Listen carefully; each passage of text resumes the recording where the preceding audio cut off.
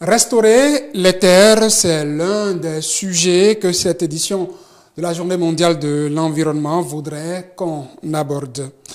Lorsqu'elle est dépouillée la terre, il faudra bien trouver le mécanisme de la réhabiliter, n'est-ce pas?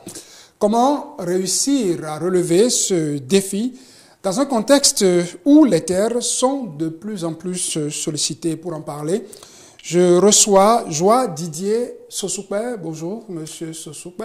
Bonjour, monsieur Djossou. Heureux de vous accueillir. Vous êtes écologue, environnementaliste. Vous êtes chargé suivi évaluation à BEES, ONG, BEES pour dire Benin Environment and Education Society, une ONG dont on a reçu déjà le président, le directeur exécutif par ici, monsieur Maximin Diondo. Exact. Merci de venir à sa suite. Je vous remercie. On demande donc que les terres soient restaurées pour cette édition de la Journée mondiale de l'environnement. Dites-nous, est-ce qu'on peut vraiment redonner à la terre ce qu'elle a perdu? Merci, monsieur Djossou. D'abord, merci de m'avoir invité sur ce plateau pour parler aujourd'hui de la Journée mondiale de l'environnement. Avant de répondre à votre question, permettons de faire un petit zoom sur aujourd'hui, le 5 juin, qui marque la célébration de la Journée mondiale de l'environnement. D'abord, il faut rappeler que le 5 juin marque l'ouverture de la première plus grande conférence des Nations Unies consacrée aux réflexions liées aux défis environnementaux qui a officiellement été lancée en Suède, dans la ville de Stockholm, en 1972. Alors, chaque année, un thème est dédié pour pouvoir mieux sensibiliser tous les acteurs à tous les niveaux pour la conservation et la protection de l'environnement. Et aujourd'hui, cette année, le thème qui est au cœur de cette campagne, c'est de conduire une restauration de nos terres. Et donc, comment est-ce qu'il faut restaurer nos terres? Il faut d'abord comprendre que nous devons d'abord passer par le reboisement. Le reboisement et aussi la forestation. Au-delà de la restauration, au-delà du reboisement et de la forestation, nous devons aussi promouvoir des pratiques vraiment durables et responsables. Il y a l'agroforesterie que nous devons promouvoir parce que quand les terres sont dégradées, c'est parce qu'à un moment donné, nous avons surexploité ces terres-là, nous avons perturbé l'équilibre de ces terres-là et nous avons dérangé certains éléments que nous ne pouvons pas au fil du temps, en fait, continuer à bénéficier. Et en perturbant cette terre, nous risquons au fil du temps de perdre beaucoup de choses sur le plan, par exemple, de la biodiversité. Si les terres sont dégradées, nous perdons assez de choses et ça pourra aussi agir sur nos vies et l'économie. Je perçois à travers votre réponse déjà la réponse à ma question, puisque je demande si on peut redonner à la terre ce qu'on lui a arraché, ce qu'elle a perdu en faisant du reboisement. On apporte des éléments à la terre en faisant de l'agroécologie, de l'agroforesterie. On apporte à la terre certains éléments qui lui manqueraient. Justement. Mais est-ce qu'il n'y a pas des éléments qu'on peut se retrouver à offrir à la terre pour la restaurer qui vont davantage la dégrader? Est-ce que restaurer la terre, ce n'est pas une brèche qui est encore ouverte pour qu'on dégrade la terre davantage en lui apportant des éléments qui, à la longue, ne feraient que la dépouiller? Oui, il faut être très très prudent en termes de restauration des terres parce que déjà que la terre a été dégradée, ça veut dire qu'il y a eu perturbation. Et quand on perturbe, pour pouvoir redonner à la terre ce qu'elle a perdu, c'est un peu ambitieux de penser restaurer, redonner tout ce que la terre a perdu. Mais nous donnons espoir, nous restons pas optimistes que nous pouvons, avec des pratiques durables, redonner pas la totalité, parce qu'il y a des nutriments qui ont été dégradés dans le sol, il y a beaucoup de perturbations. À la longue, c'est un processus. Et pour pouvoir réussir ce processus, il faut aussi associer la science, d'où nous devons travailler avec une méthodologie vraiment pointue, avec des laboratoires du moins vraiment appliqués dans ce domaine-là, pour redonner effectivement sur le processus, pour que, en voulant restaurer la terre, en voulant restaurer nos écosystèmes, on n'apporte pas des éléments qui puissent perturber l'équilibre de ces milieux-là. Je prends par exemple un milieu dans lequel il y avait des espèces qui ont été dégradées. En voulant restaurer cette terre, par exemple, nous devons a fait attention pour apporter du nouveau, ces mêmes espèces qui ont été enlevées au départ dans ce milieu-là.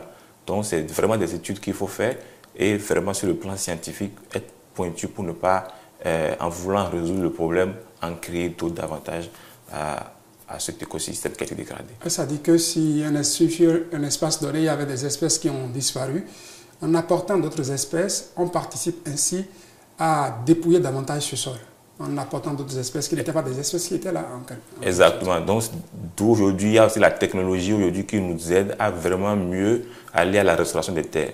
Par exemple, aujourd'hui, avec l'IADN, on peut déjà voir, étudier quelles sont les espèces qui étaient dans le milieu auparavant, avant qu'on en ait à ce niveau aujourd'hui.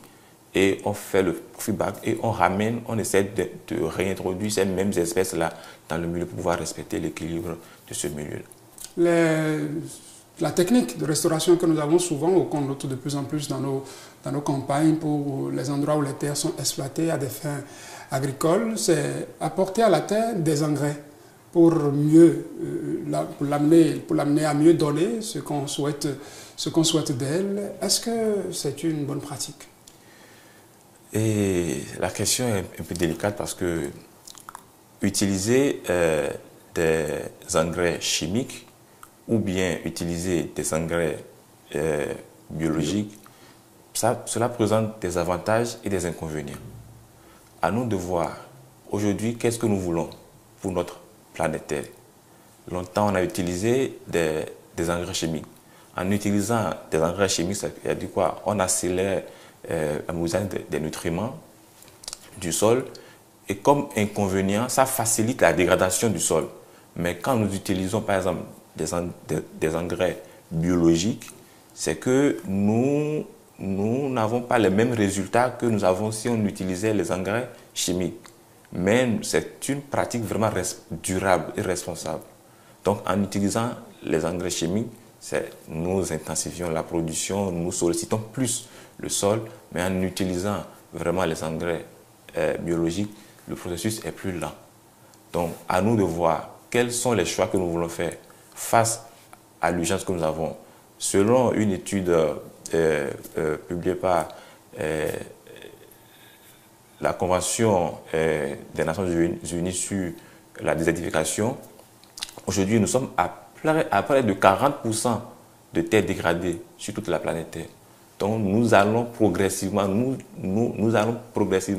vers une échelle où nous allons perdre une énorme partie de la planète Terre qui sera dégradée.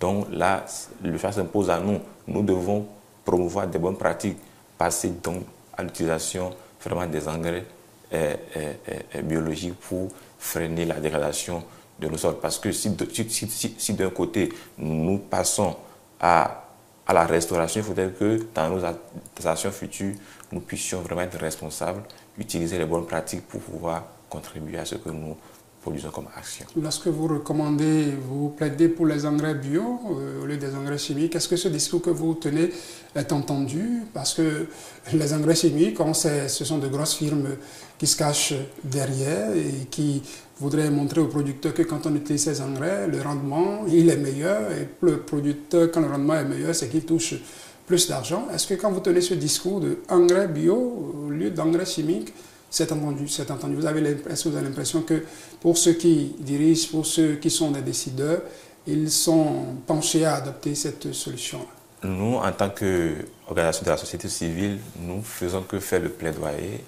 le lobby pour que les bonnes pratiques soient vraiment adoptées.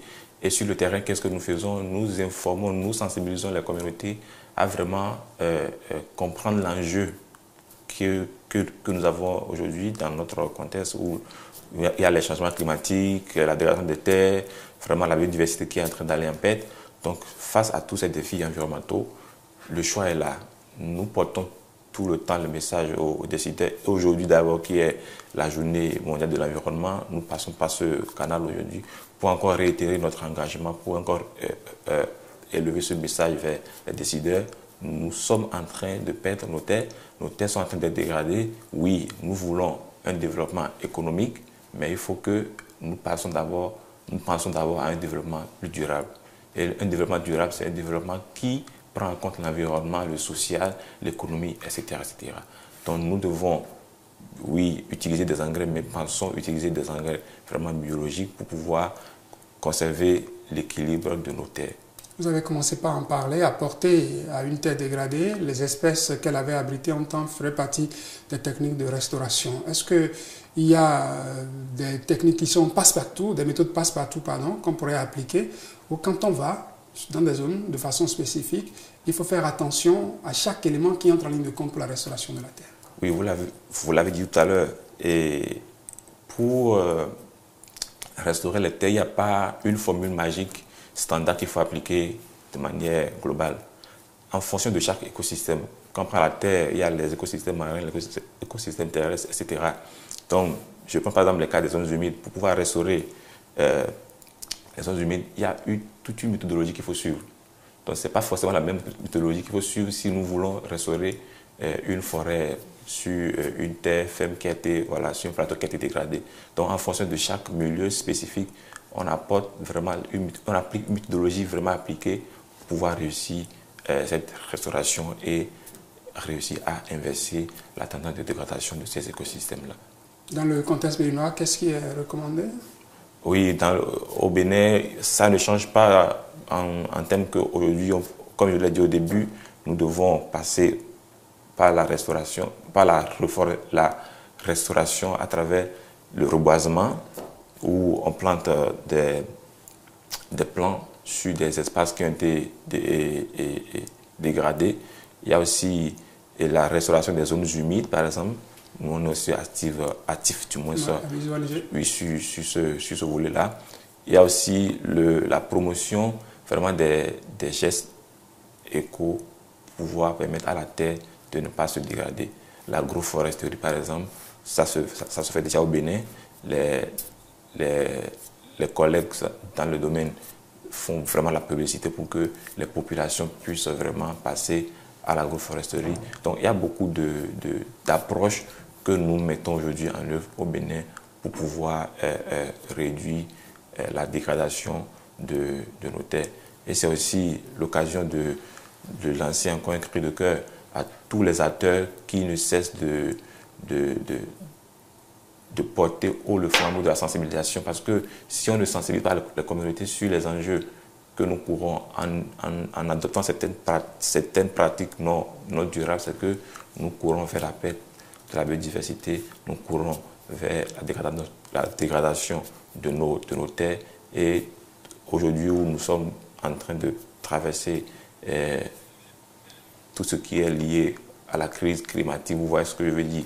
Donc, restaurer nos terres aujourd'hui, c'est l'une des meilleures manières pour nous. Aussi, on peut aussi se baser sur les solutions fondées sur la nature. Du coup, on utilise la restauration, on redonne à la terre, on utilise les écosystèmes pour pouvoir être résilient à tout ce qui est défis environnementaux. Si on cherchait des responsabilités à situer dans cette histoire, l'homme est-il responsable de cette dégradation, ou est-ce que, oui, quand on parle de changement climatique, il y a forcément des activités humaines qui sont derrière? Quand on a une terre qui se dégrade, quand il faudra chercher un coupable, faut-il se tourner vers ceux qui exploitent cette terre, ou est-ce qu'il faut dire que c'est la nature? La terre, elle est un don de la nature, et si elle se dépouille, c'est que certainement, bon, elle a tellement été sollicitée qu'elle a perdu. Est-ce que c'est l'homme qui a été le premier, le responsable de cette dégradation que nous constatons aujourd'hui? Oui, le premier élément perturbateur de cette terre, c'est l'homme. Parce que nous, on va partir un jour. Et quand nous allons partir, qu'est-ce que nous allons laisser? Là, la question se pose encore. Donc, de manière générale, c'est l'homme qui perturbe. C'est vrai, il y a et l'homme, en perturbant, déclenche encore d'autres facteurs qui aggravent la situation au jour le jour. Les études nous ont démontré que tant que nous n'allons pas réduire, aujourd'hui, dans les pays occidentaux, ils surproduisent. Vous voyez? Et en surproduisant, les gens ont déjà sont passés par des modèles de production où aujourd'hui, ils sont dos au mur. Et aujourd'hui, l'Afrique, nous sommes au moins sur une bonne voie où nous pouvons changer les donnes. Donc, l'homme est le premier responsable de cette dégradation. Et si nous arrivons aujourd'hui à prendre conscience pour pouvoir inverser la course, c'est que nous pouvons sauver nos vies. Nous pouvons sauver ce qui nous reste pour que les générations futures puissent aussi en profiter. Et d'ailleurs, la décennie des Nations Unies sur la restauration qui coule de 2021 à 2030, mais attention sur ça, nous sommes la génération qui subit et nous sommes la génération qui devons changer, qui devons passer par là pour restaurer les écosystèmes pour que nous puissions garantir garantir aux générations futures un avenir meilleur. Quand on recommande des engrais bio sur le terrain, c'est pas forcément, on a commencé par parler de la production, ce que ça donne. Comment est-ce qu'on peut réussir à améliorer? Parce que quand on parle d'amélioration, beaucoup trouvent déjà de l'intervention de la chimie dedans. Comment peut-on améliorer ces engrais biologiques que nous avons afin qu'ils puissent permettre aux producteurs de produire ce dont on a besoin pour nourrir la population? Oui, aujourd'hui, c'est d'abord associer les laboratoires qui vraiment suivent de près c'est la production ou bien voilà, le développement de ces engrais-là. Et si s'ils ne sont pas associés à cela, c'est que nous pouvons passer à côté. Donc il est vraiment important d'associer la science à tout ce que nous faisons pour pouvoir trouver une solution ou bien des solutions idoines à tout ce que nous développons, à tout ce que nous entreprenons comme action pour pouvoir résoudre ce problème de dégradation en utilisant des engrais surtout biologiques. Joie Didier Sosopé, je rappelle, vous êtes écologue environnementaliste, vous êtes chargé suivi évaluation à BEES ONG, BEES pour dire Benin Environment and Education Society. Merci d'avoir préparé ici pour aborder ce sujet de restauration des terres. Merci à travers vous à toute l'ONG BEES qui est disponible à nous accompagner à chaque fois que nous la sollicitons pour un de ces sujets. Je vous souhaite une bonne suite de journée. Merci beaucoup. Mesdames, Messieurs, TH Matin.